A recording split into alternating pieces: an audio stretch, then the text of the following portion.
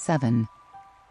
You aren't clear on your intentions about what you want, and that's because you're still trying to edit and enhance them to appease, impress, or elicit someone else's approval.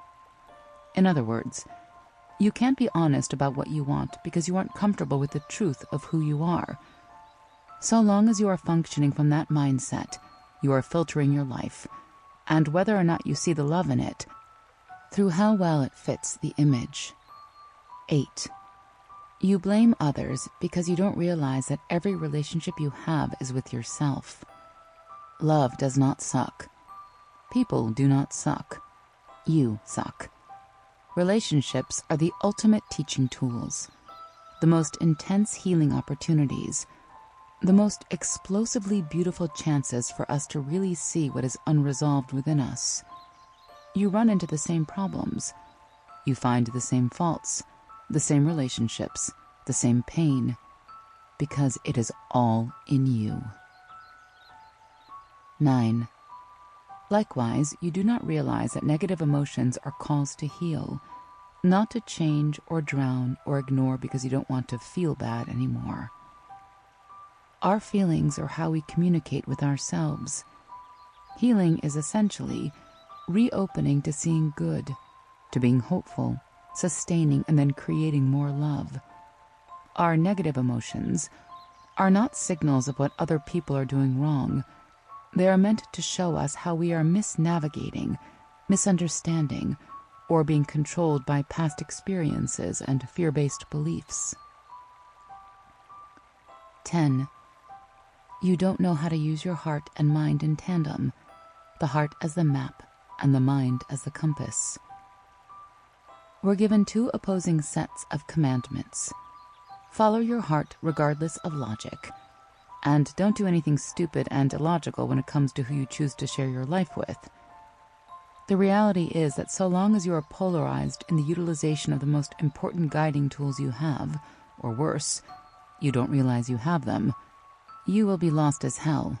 That's a technical term, by the way. A quick cheat sheet for you. The heart will tell you what. The mind will tell you how. Let them stay in their corners of expertise. 11. You have yet to honor the child inside you. If you want to know who you really are, imagine speaking to yourself as a child. What would you say and do to make them feel happy? That expression is reflective of what you really need to give yourself, and is very, very helpful for people who are seeking love.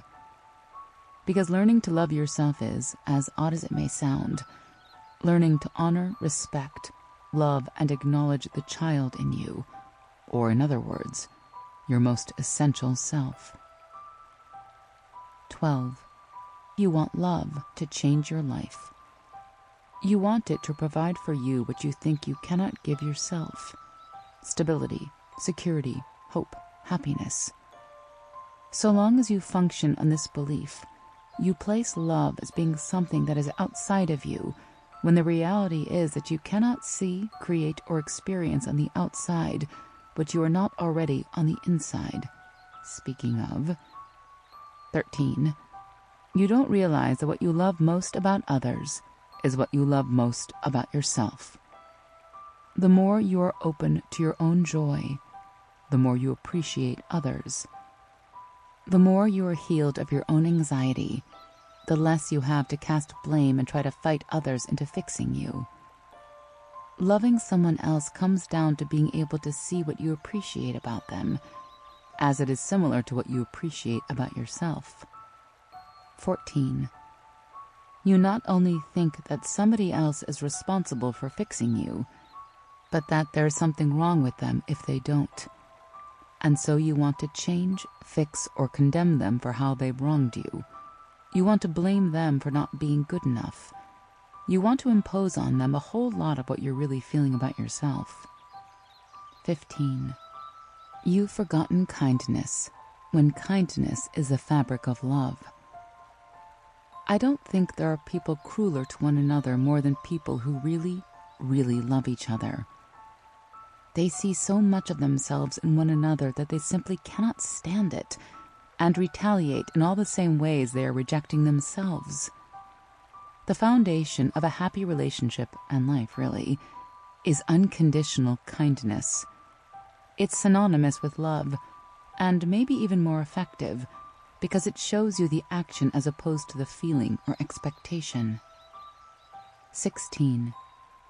You are looking for the answer outside of the question. For the 10th time, say it with me now. The love you really want is your own.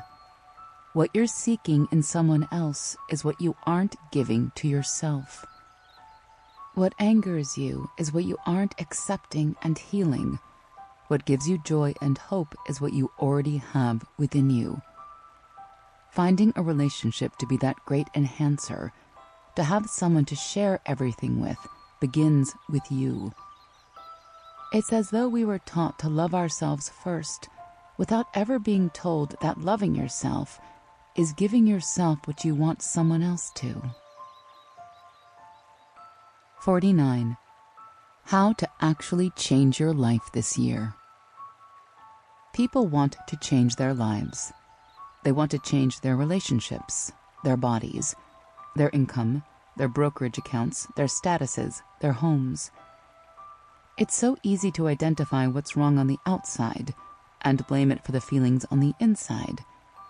Never is this so painfully clear as when the calendars reset and we think we're offered a fresh slate and blank page. It's easy to think a different year is a different life away.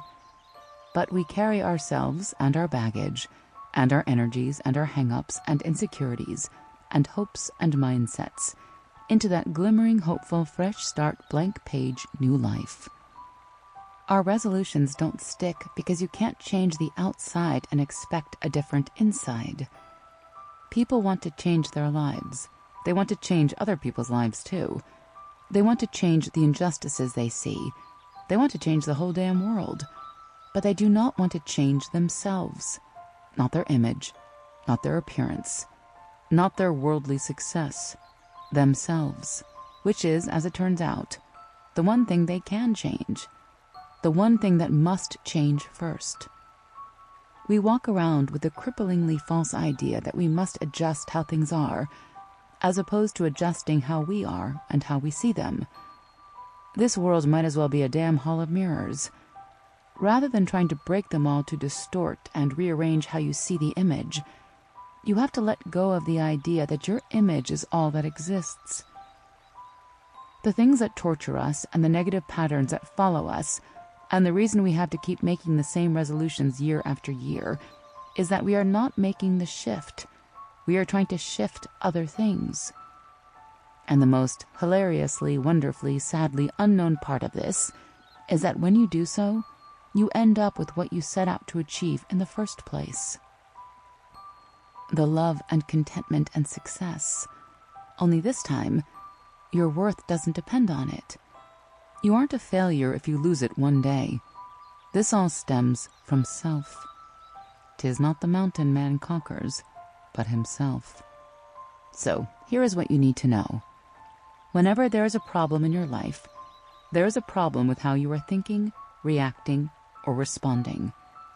Whatever you feel you are not receiving is a direct reflection of what you are not giving. Whatever you are angered by is what you aren't willing to see in yourself. So where you feel you are lacking, you must give.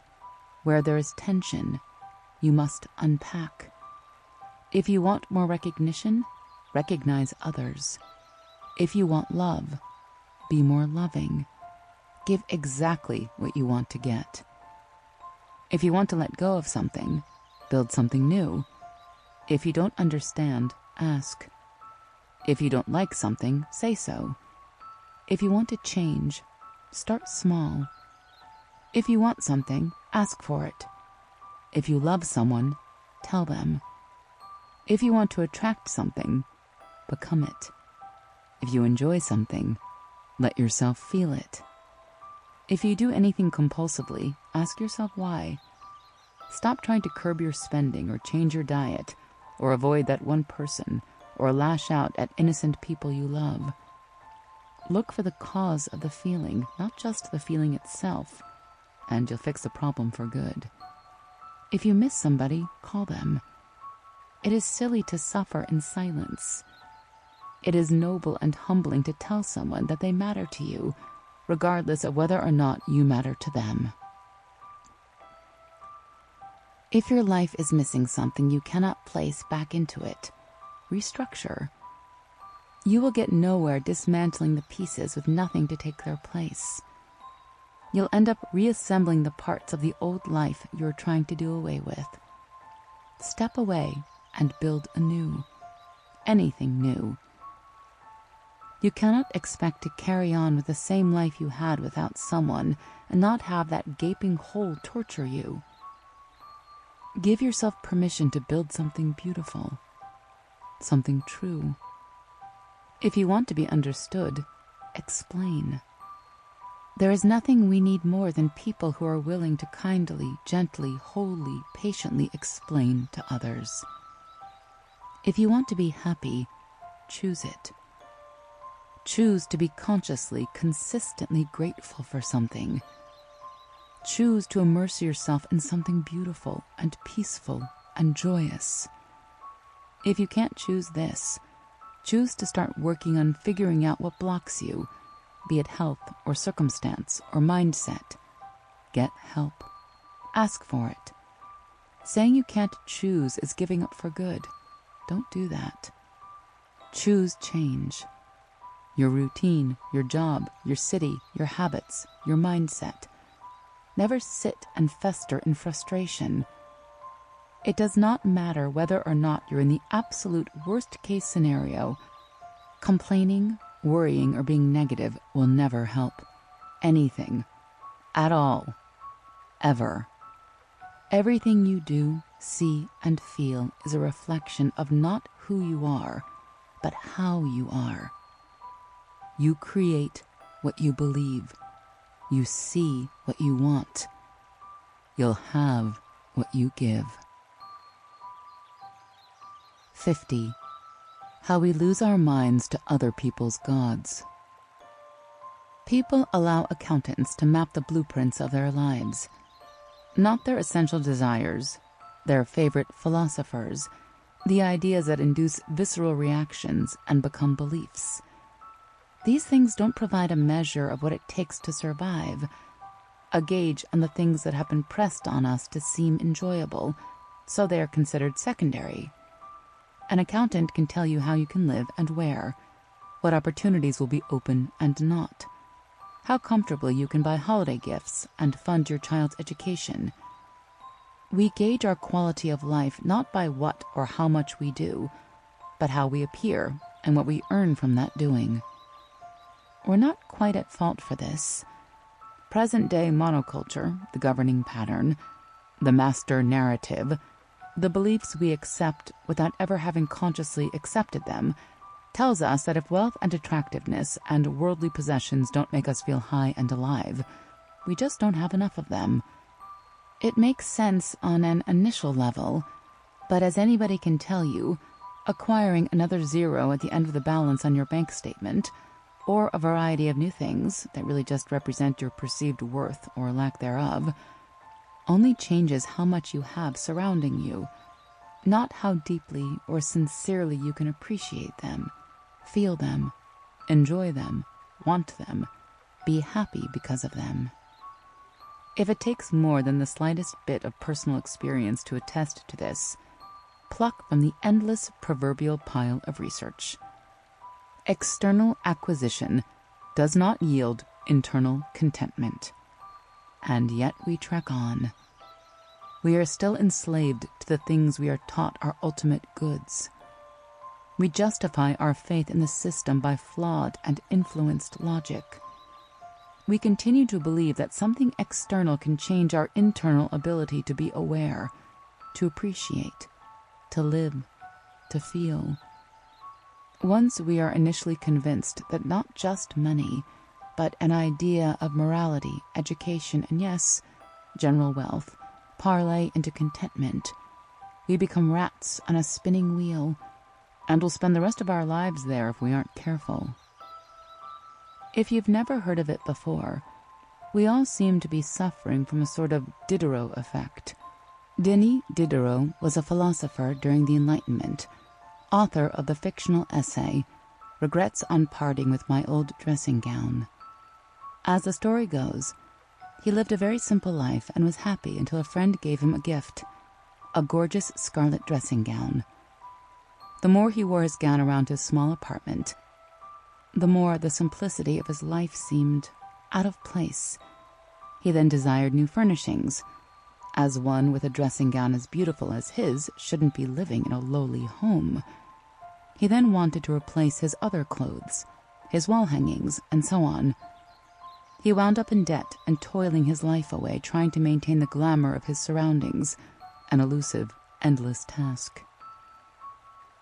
Because modern daily life keeps us consistently dipping our toes and dousing our senses in ads and success stories that are born of luxury and married to materialism, it is almost impossible to take a step back and see the system objectively, so most don't. I don't know about you, but I have never seen a god so worshipped and adored as a dollar bill. Never so much faith put into systems designed to maintain power and serve the ego. The most insidiously effective governors are the ones that do not tell you they are controlling you, and they are the ones you have programmed your need to keep running on the wheel, staring at the illusory screen, thinking you're heading to that end goal. Behind the cage, what you cannot see is that the wheel you are running on endlessly powers their monopoly. And because of this predisposed collective mindset that is very evidently not serving us, we believe in a variety of goods. Be educated, be a good person, have money, be attractive, work out, have a great job, buy a house, and onward. It ignites the interest of our senses, our base instincts, our egoic selves.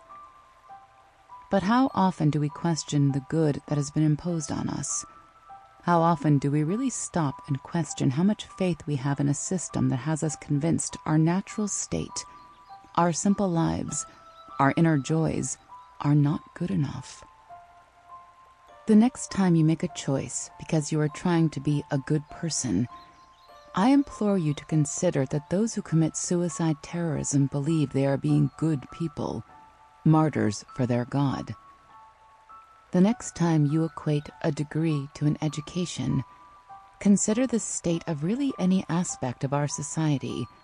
We are absolutely starved for knowledge, and yet the premium on education these days seems to be limitless. There is no amount of debt, disinterest, or complete disregard for actual learning that will stand in the way of people getting degrees and believing their education is complete for their lifetime. I often look around at older people and wonder how we've confused respecting your elders with allowing them to believe it's okay to stop learning after age 23 and let them sit and fester in the prejudices of the generation in which they were raised. So we're handing out empty degrees like candy, degrees that promise success at a steep, suffocating cost, and placating bias and prejudice with a laugh and sigh, because that's what we're instructed is right. I'm not saying there's no value in education. I'm saying it's the only thing of real value, and we're falling cripplingly short of actually giving that to the masses. I dream of a day that college grads leave school not believing that their education is only the leg power to latch themselves on a corporate treadmill for the better parts of their lives, but rather something that has given them the context, the history, the perspective, and the opportunity to learn what makes them tick and flow, how to question everything and discuss anything objectively, to choose the life they want, not adhere to the life that was chosen for them. Neither Hobbes, nor Plato, nor Spinoza, nor Hume, nor Locke, nor Nietzsche, nor Jobs, nor Wintour, nor Descartes, nor Beethoven, nor Zuckerberg, nor Lincoln, nor Rockefeller, nor Edison, nor Disney, nor countless other game-changing, culture-shifting, brilliant-minded individuals were academics. The pattern is enough of a trend to make you wonder whether or not a component of their exceptional success was that they were never conditioned to believe one thing was good. Their ideas were never edited or tailored to the liking of someone else's. They never had to quell their real opinions in lieu of a grade, and they never compiled other people's ideas for years and called it research. In Plato's The Republic, he tells an oft-cited allegory of men chained together in a cave, with their backs to a flame, believing that the masterfully crafted shadows that those behind them were holding up were reality. Seeing that light, metaphorically or not, is the truest education, mostly because we need not lay eyes on it to understand it. We need only piece together the illusions we perceive to make sense of what is behind us. And really, at the end of the day, it is not our own illusions that are dangerous. It's other people's. Especially when we accept them not only as integral, unmoving parts of our ultimately dissatisfying lives, but when we believe them to be good, unquestioningly, unfailingly. Nobody ever gave someone permission to be enlightened. No new line of thinking or creative genius was born of what was already acceptable. We associate acceptable with good, when really acceptable is mostly staying within the lines someone else uses to control you by, for better and for worse. Our lives are not measured by other people's gods, not their dollars or illusions or business plans, not their beauty standards or declarations of what's right and wrong and good and bad and whom we should be on any given day. It seems the task of the generation, century maybe, will be radically accepting ourselves in a society that feeds on the opposite. Seeing illusions for what they are, even, and maybe especially when they are other people's. Making kindness cool and humility humor. Forgiving the way things are, knowing the only way to reinvent anything is not to destroy what's present, but to create a new, more efficient model, one that renders the other obsolete. 51. How you fall out of love with the idea of someone. There are two ways things turn out. You lose a thing, you replace it with something else. It's better than what you lost. You're happy. You lose a thing, it doesn't disappear when it's replaced. Not having it becomes as much of a presence as having it was. You're told the things you can't forget about are meant to be in your mind. The simple aftermath of having loved somebody so deeply. You hold on to a someone and someday that was supposed to be yours. We are told to believe that not being able to let go of the things we lose does nothing but prove how much we loved them in the first place. And I don't think this is true. Living with a ghost, crafting an idea that you need to hold on to fill a space or insecurity with, is using the idea of someone to fix something about yourself. We love heartbreak, and we love putting it on ourselves. We're more nostalgic for things that never happened than we are grateful and present in the things that are. We start missing things we never had, that we just created in our minds in this false, ultra-reality. The things that are easily replaced are usually the ones that you haven't attached existential meaning to.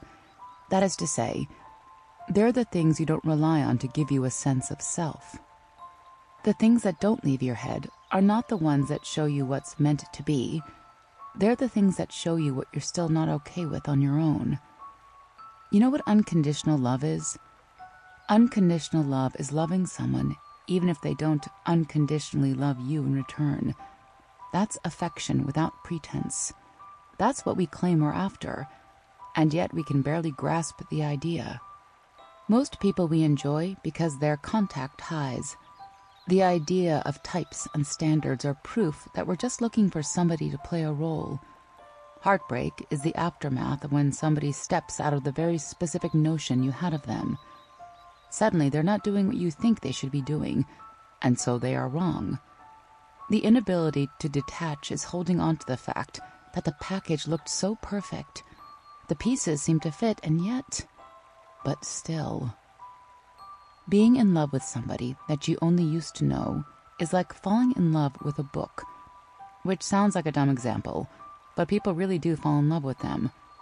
The point is, you can love it all you want, but it's a story that runs parallel to yours. At the end of the day, it's static. It's memory. It's a sentence and you can't change it. It ends how it ends. It says what it says. A friend once told me that the secret to finding love was not to actually look for it, but to heal the things that were preventing you from seeing and receiving it. I think the biggest one of all is, what will having this love fix? What will having this person next to me make me feel better about? What do I need them to tell me? What do I need them to prove? Who do I need them to look great in front of? What purpose do they serve for my ego? This is true of many things, not just of love. We confuse genuine affection and real love with the light, happy, free feeling we experience for a few seconds, days, months, when we have fed our egos.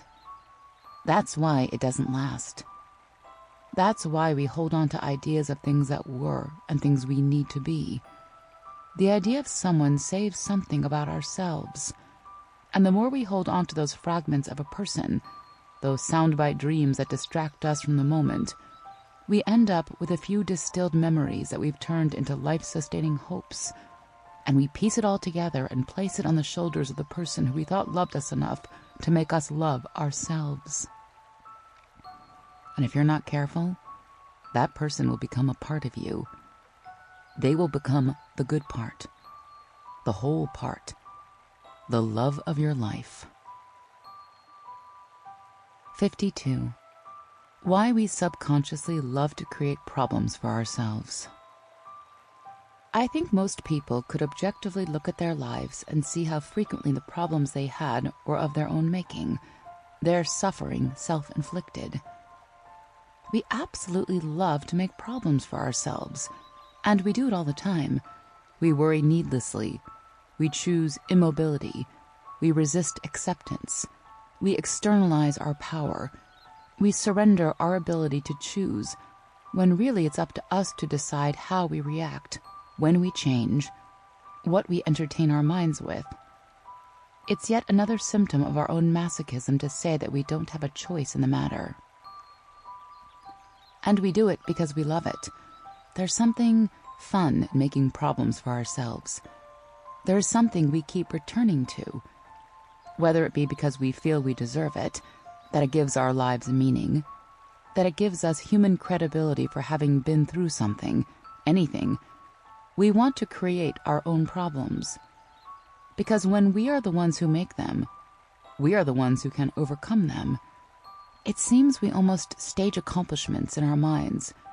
We subconsciously know that we're going to get through it, but we choose to entertain the suffering only to feel that sense of, I've done something.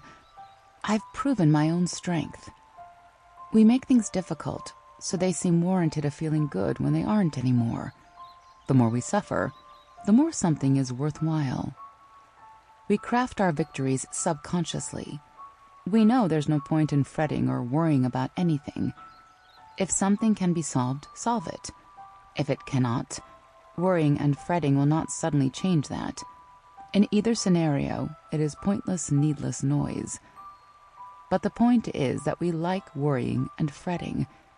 If we didn't like it so much, we probably wouldn't do it incessantly. It feeds some human part of us that modernization has robbed us of. What are we surviving? What is the point? Why? Well, because when everything has an answer, what is there to do? If everything has a solution, what is there to consider, or work toward, or feel excited about accomplishing? Or rather, really, why do we need to work towards something? Why do we need to feel excited about accomplishments rather than what we already have? What exists within us that is so unsettled that we cannot be at peace? I think we create our own problems to address the things we know would otherwise become issues outside of our control. We make them in ways that allow us to heal, address, fix, cope, and acknowledge whatever we want to get to before some other heartbreaking, external circumstance does it for us. We create our own problems in the scope of knowing we eventually have the solutions, so we can safely, albeit painfully, deal with them. So really, it's not a matter of not making issues for ourselves, but being aware enough to understand what they are, and that we're asking ourselves to heal them. 53. Why does a soul want a body? Yesterday, I took a shortcut while walking home and ended up crossing through a small graveyard in the back of a city church. I stopped and I looked at the names and the dates and the veterans and the 3-year-olds and loving wives and fathers and sisters and husbands, the immortalized bits of what their lives were summed up to be, and I thought to myself, why would a soul want a body? What can a body do that a soul can't? Why would it want an impermanent, gross, heavy, hurting thing? I was standing in front of a husband and wife that died in the late 1800s. I looked at their final resting places, a few inches away from one another, and realized a soul can't touch. Assuming the idea that a soul is an energy field, that our spirits do indeed exceed the speck of life our bodies provide in the span of infinity, a soul can't touch. It can't see the light. It is the light. It doesn't know the need for human skin. It can't run its fingers over someone else's hand and neck and back, and it can't feel crippling desire and ecstatic passion. Those are symptoms of a madness we call love, but it's human love. It's often shallow and wild and manic, and the equivalent of smoking crack cocaine. It melts into an appreciation of something deeper, or it burns brightly and then it goes out. Souls can't experience a beginning or an end, nor an array and spectrum of emotions. They can't be surprised because they were never confused or unknowing. They don't know physical emotional warmth, or what it's like to hold and kiss a new baby on the forehead, or the jolt you get in your chest when you smell the person you love. Your soul can't feel the cadence of reading your favorite book, or the sensation when your mind puts someone else's story into your life, or how your fingers flip through the broken binding for the trillionth time, and how lovely that book smell is, especially when it's your favorite one. It doesn't know that crisp and comforting coolness of fall, or the heat of the sun on your back in the summer. It doesn't know that deep feeling you get when you spread your fingers out and run your hand through water. It can't wear your favorite t-shirt, or eat cookie dough, or sweat, or breathe, or cry, or dance. It doesn't know the lifetime comfort of your mother, or your lover wrapping their arm around you matter-of-factly. A body is responsible for the most amazing part of anything, physically finding or creating. Once we have something, we don't want it anymore. What we really want is to make and fight and become. A soul doesn't have to pay the bills or go food shopping or cook dinner or schedule a checkup or do the dishes or make plans for Friday to keep up with a relationship. It doesn't have to take hot baths to relax or organize the house or run errands or take walks to think. A body can learn. A body can feel the magic of realization. It can piece the pieces together and understand. It can get lost so it can be found. It can suffer so it can heal. What if the series of rote tasks we want our lives to be better than aren't better than us at all? What if they're what we're scheduled to do? What if there is no greater meaning than just simply doing them? What if what we feel in those little moments we want to escape and place in the context of a greater meaning is the meaning itself? If healing is just acknowledging pain, then maybe living is just acknowledging life. There are so many anxieties and frustrations and terrible things that cease instantly when we just say them out loud. The point of learning to grieve and mourn and be present is only so we can just be aware. Recognition is the remedy. It's the only thing we're really supposed to do. And the real suffering, the inescapable kind, comes from avoiding what's in front of us. It follows and haunts us until we acknowledge it and are okay with it, even if it doesn't make us happy, even if we're anything but. A soul wants a body so it can experience things, and that body will fight itself until it makes itself aware, until it does what it was programmed to do, until it takes what it needs to take and feels what it wants to feel, no matter how dark that seems. We're not supposed to be better than our humanness. Doing so is overlooking the point of the body in the first place. We can choose happiness, but we choose the full spectrum of experience instead. Maybe instead of believing things are linear and the road only goes upward and toward happiness, we allow ourselves what we choose. We pay bills and do dishes and cook dinner and wonder why. Maybe there's no point to feeling other than to feel it. Maybe it just persists because we pretend there is. 54. The importance of stillness. Why it's imperative to make time to do nothing. We're conditioned to associate stillness with inactivity and inactivity with failure. We're trained to be overworked and to believe that if at any point we aren't doing something that contributes to our goals, we're not doing anything. It makes us unable to just be with ourselves. Our purpose only legitimate if it's serving someone or something else. In fact, we are so opposed to being with ourselves. In a study done by the University of Virginia, over 700 people were asked to just sit in a room alone with their thoughts for 6 to 15 minutes, alongside a shock button that they could press if they ever wanted out. 67% of men and 25% of women chose to shock themselves rather than sit quietly and think. Stillness is psychologically imperative, though. We are not built to be running all the time, and doing so leads to absolutely detrimental effects, the least of which I will touch on here. When overworking is our identity, we lose track of who we actually are, and in the process, we stop living actual lives. 1. What we call doing nothing is actually crucial for our physiological selves and is essential to maintain a happy, peaceful, balanced lifestyle. The idea that we must always be doing something is completely cultural and completely unhealthy.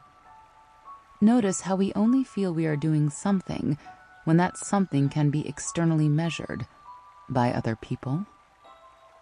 2. In the do-nothing state, the brain is superpowering itself. It's completing unconscious tasks or integrating and processing conscious experiences. In the resting state, neural networks can process experiences, consolidate memories, reinforce learning, regular attention and emotions, and in turn keep us more productive and effective in our day-to-day work. 3. Human beings are not designed to be continually expending energy whilst conscious, and it has a massive effect on the very thing they're trying to put their energy toward, their work. Tony Schwartz cited a study in his piece on productivity and restfulness in the New York Times which proved that not getting enough sleep or do-nothing time was the highest predictor of on-the-job burnout. Another Harvard study he cited estimated that sleep deprivation costs American companies $63.2 billion a year in lost productivity. 4.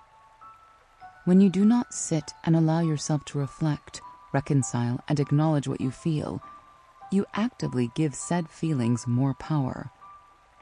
Stephanie Brown argues, there's this widespread belief that thinking and feeling will only slow you down and get in your way, but it's the opposite. Most psychotherapists would contend that suppressing negative feelings only gives them more power, leading to intrusive thoughts, which can prompt people to be even busier to avoid them. 5. Creativity thrives in stillness and nothingness. Creativity is fostered in the state of stepping away from the project, task, or issue at hand and distracting oneself with other day-to-day tasks. Countless studies show that people who are deeply creative on a consistent basis, who develop the most innovative and unique ideas, are the ones who free themselves from structure and allow their minds to wander, rather than focus on various tasks at hand. Einstein called this initiating the sacred intuitive mind, as opposed to the rational mind, which he sees as its servant. 6. You're more likely to actually achieve what you set out to do if you work on it intermittently, and you'll maintain a healthier, happier lifestyle in the process. Keeping your mind in a consistent state of focus leads to life-shortening and quality-depleting stress. And while you're in the process of neglecting the things that also matter, your health, your family, your state of mind, you are more likely to reach your saturation point and simply give up on what you were devoting all of your time and energy to in the first place. 7. It helps you become more mindful, more aware of the present moment. Cultivating mindfulness aids in reducing general stress, improving memory, decreasing emotional reactivity, more relationship satisfaction, cognitive flexibility, empathy, compassion, general decrease of anxiety and depression / increase of overall quality of life, and on and on. 8. It's not taking a break or time away from what you're actually supposed to be doing. It's what human beings are designed for. Tom Crider argues, idleness is not just a vacation, an indulgence, or a vice. It is as indispensable to the brain as vitamin D is to the body, and deprived of it we suffer a mental affliction as disfiguring as rickets. The space and quiet that idleness provides is a necessary condition for standing back from life and seeing it whole, for making unexpected connections and waiting for the wild summer lightning strikes of inspiration.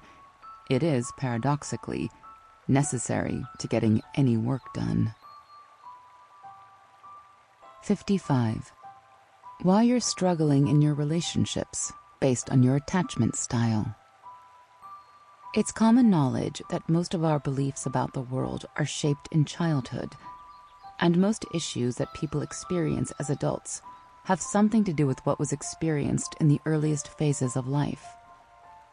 Never is this more true than with romantic relationships. They are, after all, extensions of the bonds we build and things we come to understand about men, women, and how they interact through our parents. Many people spend their lives recreating their first familiar relationships, often to their own detriment. Here, the 4 types of attachment styles children develop, and how understanding your own can help you stop struggling so much in your relationships now. Secure. If you are someone who attaches securely, one or both of your parents were completely attuned to your needs during early childhood. You learned to trust people and objectively struggle the least with relationships, as you don't over-respond to the idea being rejected or dismissed. You just don't fear it as much. However, if you are struggling in your relationships, it's likely because of your complacency. You're willing to stay in the wrong relationships for too long because they're good enough. But at the same time, you're more hesitant to commit to the right relationships when they come along because there's more risk involved. You are comfortable and prefer to stay that way, possibly at the detriment of your heart's true desires. What you need to do is open up to the reality that love is scary, especially the kind of love that's worthwhile. Take your time, but don't choose the easy way out. Avoidant. If you are someone with avoidant attachment, You were likely the child of parents who were emotionally unavailable and insensitive to your genuine needs. You became a little adult at a young age, avoided and still avoid expressing true pain or need for help, especially to parents/caretakers, and highly value your independence, almost to a fault. You are self-contained and most comfortable alone. Your parents likely punished you for feeling anything other than happy, or at least shamed you for crying or expressing your feelings in any way that wasn't convenient for them. This likely has led to intimacy issues, as you struggle to be your whole self around someone else. If you're struggling in your relationships, it's because you've grown to associate imperfections with dismissal. You think that opening up completely and genuinely will inevitably lead to you being unloved or rejected because you learned at a young age that expressing genuine feelings could be dangerous. You are probably overly accepting of other people's flaws, but absolutely cannot tolerate any of your own. What you need to do is practice opening up to other people in a genuine way. Start with friends, maybe, and see that you won't be disowned for being who you are. Once you develop a more trusting attitude with others, it will become easier and easier to be intimate. Anxious. If you've developed an anxious attachment, it's because your parents were inconsistently attuned to your needs. At times you were nurtured and loved, but at others, they were overly intrusive and insensitive. You likely struggle with indecisiveness and fear of the unknown, as you never know what kind of treatment to expect from people. You have a hard time trusting others, but at the same time are easily overly attached and clingy, even just to the idea of a person. This is because you are afraid of anything you haven't grown to know as safe, and want to hang on to people rather than face your fear of the unknown. If you're struggling in your relationships, it's because you are spending too much time mind-reading, assuming, projecting, predicting, and anticipating outcomes in an effort to shield yourself from pain, or because you refuse to let go out of fear that you'll never find anybody else. Either way, you're more in your head than in your heart, and you're letting your life be guided by what you're trying to avoid, as opposed to what you're trying to achieve.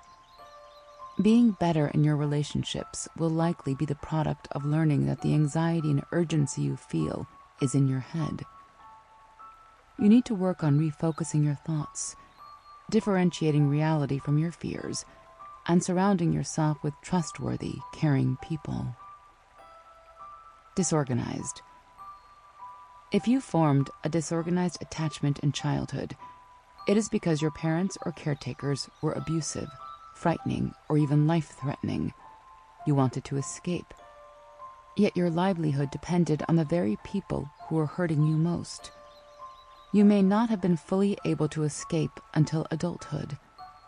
Your attachment figure was your main source of distress, and to survive, you were forced to begin disassociating from yourself.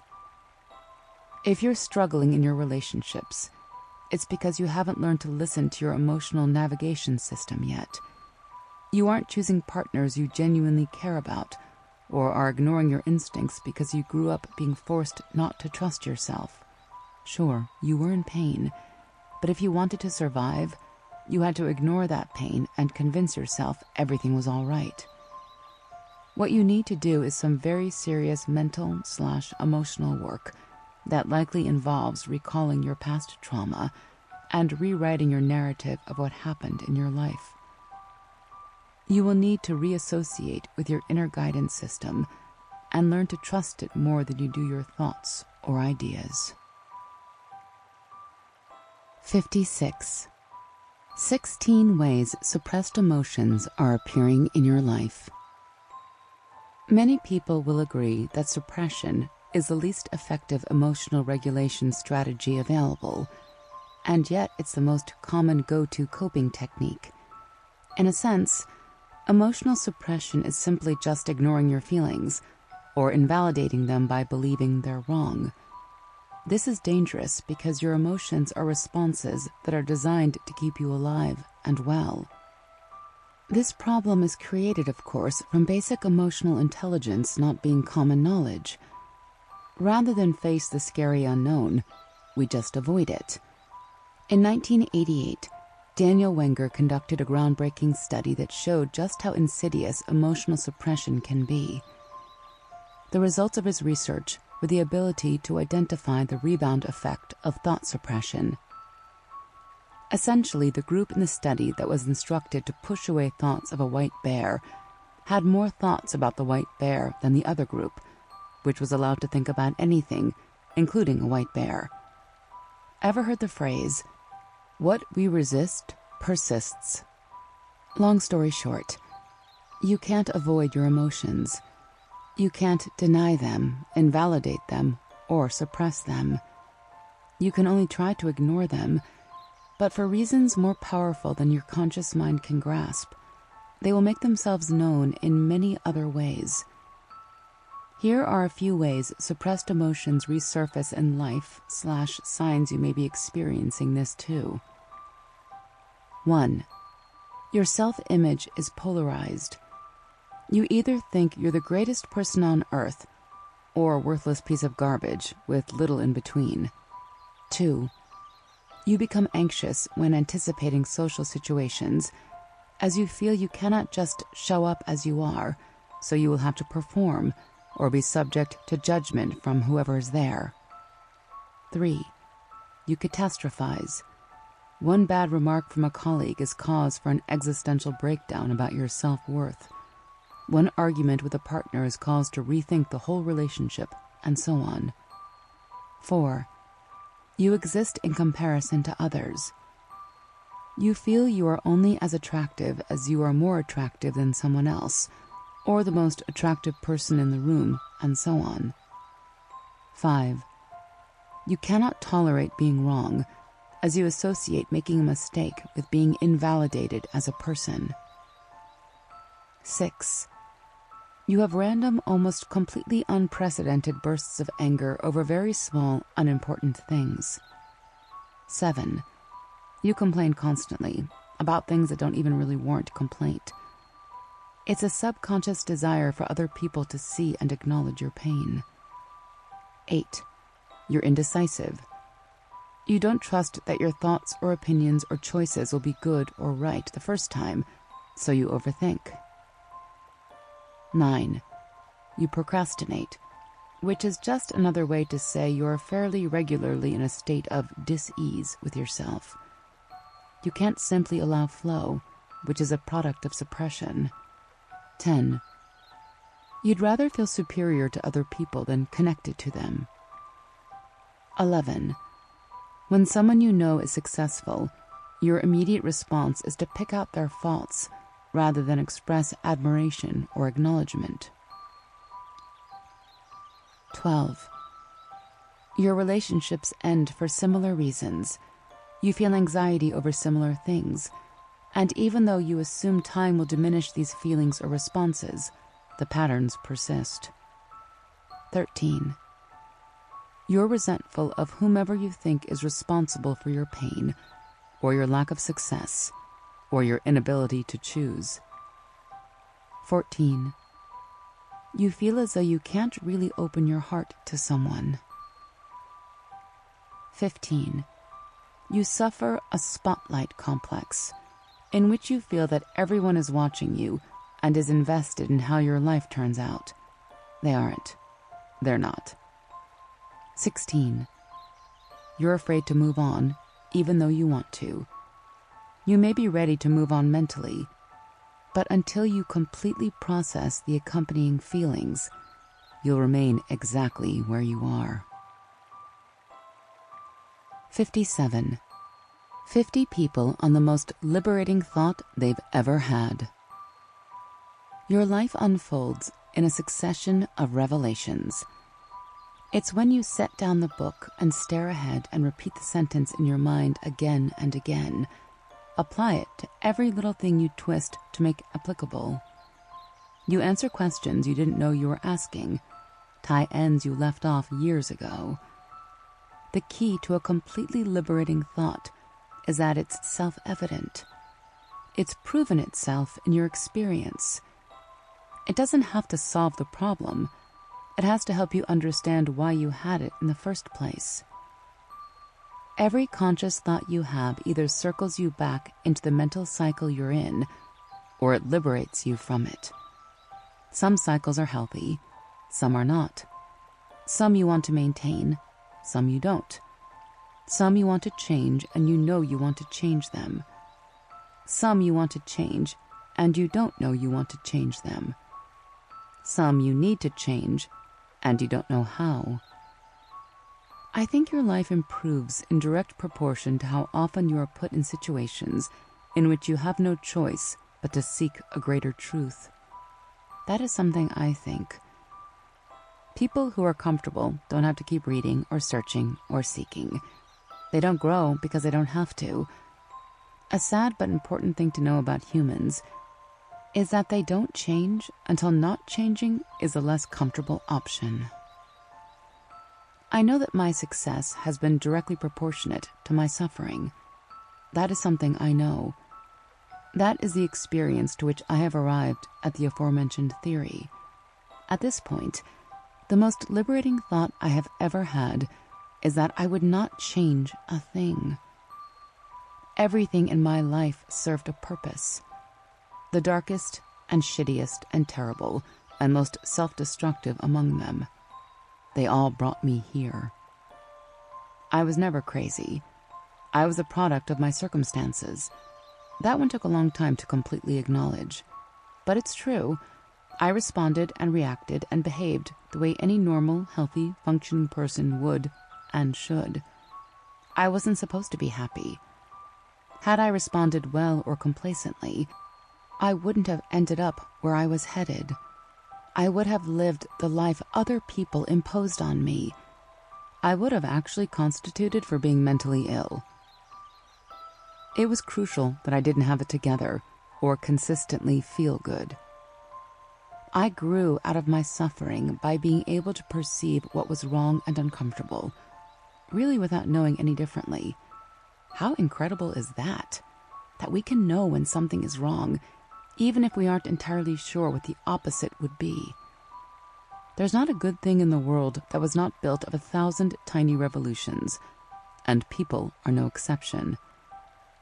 I wanted to compile a series of not only the most liberating thoughts, the revelations that have changed and shaped and created me, but also other people's. Here, 49 strangers shared theirs. One is mine, in hopes that maybe some of them can be yours as well. 1. I get to choose what I think about. 2. I don't owe anybody an apology for disagreeing with them. 3. You can have everything you want, just not at the same time. And if you think that's unfortunate, consider that if you had everything at once, you wouldn't really experience or enjoy it completely. 4. You can choose your family. You can choose your religion. You can choose who you are every day, and it doesn't have to be the same person you were yesterday. You do not have to become only what other people are comfortable with or can understand. 5. My life does not define me. I define my life. This moment is not my life. This is a moment in my life. 6. Everything I perceive is a projection of who I am. If I want to change my life, I change myself. 7. I don't have to accept anything. I don't have to change everything. 8. Freedom is a state of mind. 9. There is nothing you can have forever, but there are many things you'll miss experiencing if you're too busy trying to keep them rather than love them while you have them. 10. There are so many kinds of love worth pursuing other than romantic love. There are so many experiences to have other than just happiness. Anything other than ideal is not failure. It's life. It's what we're made for and meant for. 11. I am a person of value. I deserve happiness. I deserve to be kind to myself. I deserve love. 12. I will get over what I am struggling with in the very same way I got over the other things I thought I never could. That's the most comforting thought, in my opinion. Comparing what you're going through to what you've been through, and knowing you have what it takes to get through it. 13. You don't remember years. You remember moments. 14. I'm not supposed to be anything other than what I am. 15. Nothing is permanent, not even the worst feelings. 16. I can change my experience just by deciding to see things differently. I may not be in control of what happens around and toward me, but I am always in control of how I see it, how I respond, and how I react. At the end of the day, that is all I am responsible for. 17. Nobody cries at a funeral because the world will be missing out on another pretty face. They cry because the world is missing another heart, another soul, another person. Don't wait until it's too late to focus on what will actually matter, creating something that lasts far beyond your body. 18. People do not love you based on a flowchart on which they compare you to other people. People who are the prettiest and thinnest and best off financially are not the most loved. They do not live the best lives. I have to remind myself that every time I start worrying more about what I look like than what I am. 19. The moment is all that exists. The cliche that tells you to live in it is overdone, but there's no other option, really. It's whether or not you're paying attention that's the problem. 20. The way to get through anything is to embrace the fact that whatever comes, comes with reason. Whatever stays, stays with reason. Whatever hurts, hurts with reason. Ignoring or fighting the effect will not fix the cause. 21. What you focus on expands. 22. This too shall pass. 23. I've always been compelled to act when I was meant to. I never had to think too hard about the things that were meant to be. I only had to be open to them. 24. What I went through made me who I am. What I'm going through will make me what I will be. What I choose to put my energy toward now will create that person. I decide. My circumstances don't. 25. Never forget that you are not in the world. The world is in you. When anything happens to you, take the experience inward. Creation is set up to bring you constant hints and clues about your role as co-creator. Your soul is metabolizing experience as surely as your body is metabolizing food. This is a quote from Deepak Chopra. 26. There is always a way, even when it least feels like it. There is always a way.